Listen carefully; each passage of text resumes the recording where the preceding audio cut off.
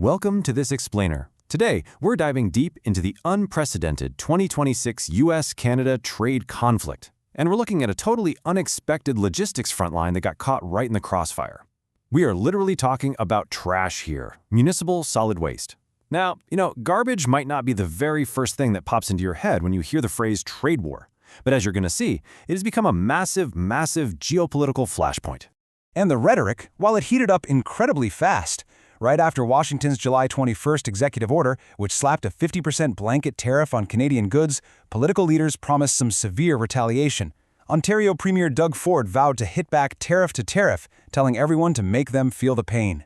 That instantly transformed the physical border into a really high-stakes battlefield.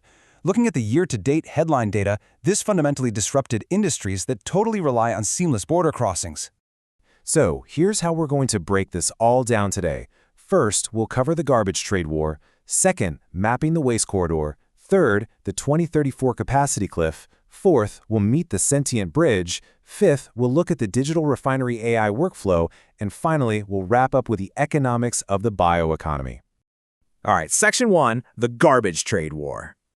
Our sources outline a really rapid succession of policy shifts this year.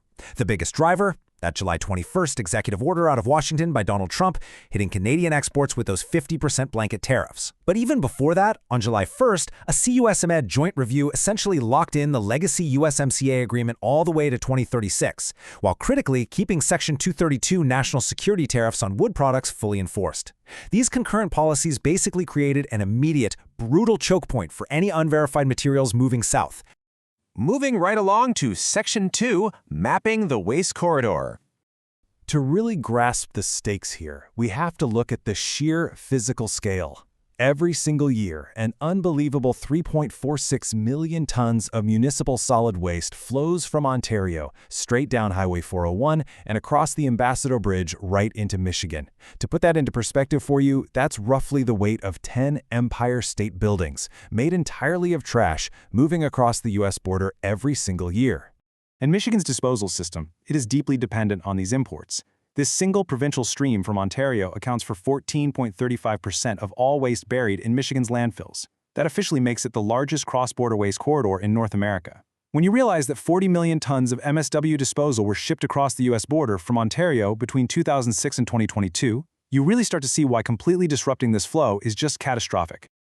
Okay, Section 3, the 2034 capacity cliff. Over in Lansing, Governor Whitmer proposed a truly staggering tipping fee hike, aiming to jump the cost from a legacy 36 cents all the way up to $5 a ton. That's a nearly 1,300% increase. And it's designed specifically as an economic deterrent to stop this massive influx of Canadian MSW disposal. And ultimately, drastic fee hikes exactly like this usually end up trickling right down to everyday taxpayers. So Ontario haulers find themselves caught between two closing walls.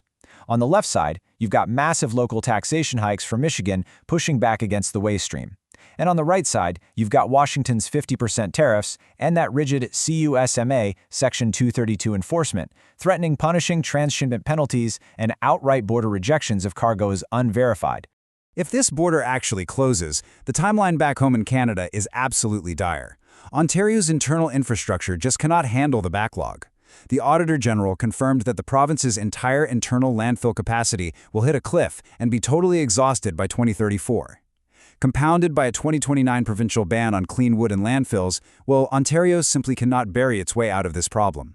Which brings us to Section 4, meet the sentient bridge.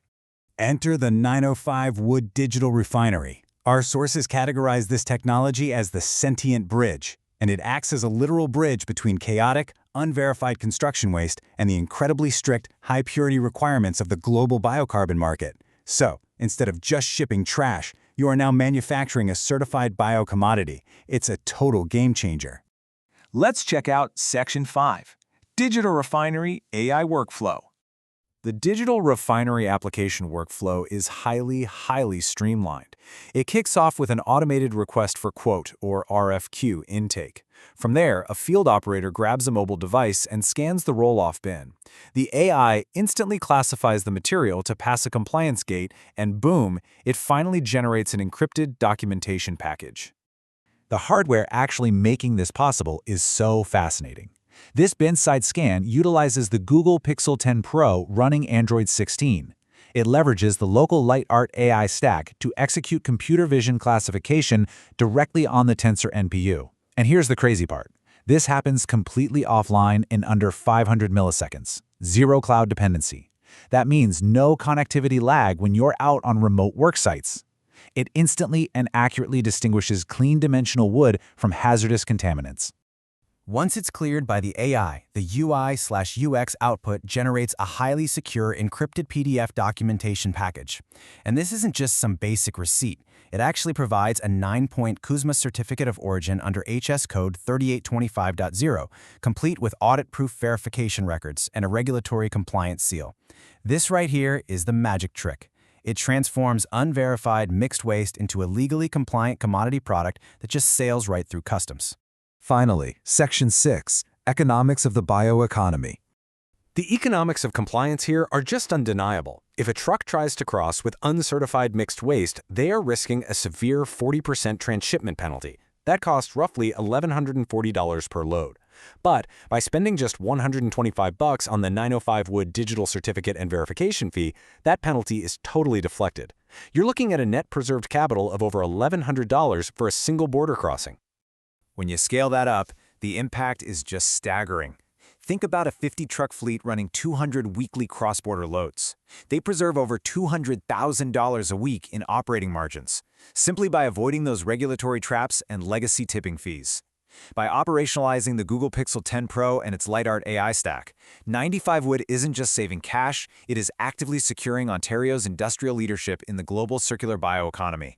So the trade war closed the old, easy waste corridor, but it forced this incredible technological evolution. 905 Wood's sentient bridge leaves us with a critical thought to take away from this explainer today. As geopolitical trade wars continue to weaponize traditional supply chains, will your industry be paralyzed by tariffs, or will you leverage edge AI to survive and secure your place in the circular economy? The future really does belong to those who adapt. Thanks so much for joining me on this deep dive.